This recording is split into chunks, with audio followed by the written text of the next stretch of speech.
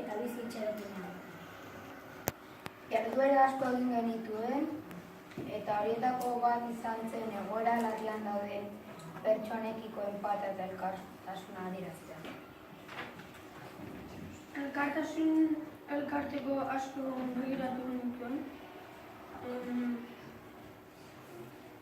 Horietatik bat aukeratu genuen eta hain zuzen Arnasen elkartea.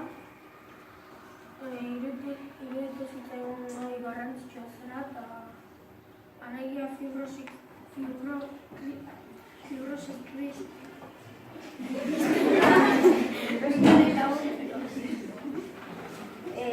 Biruan lortzeko ikastelagunian azoka solidaridadea jarri genuen. Bertan aldez aurretik guk sortutako eskulanak, txekitik garritako gauza batzuk saldu genituen. Eta arrakasta handiz $389 lortu genituen. Eta espero dugu gure laguntza baliogarria izango zaiztela.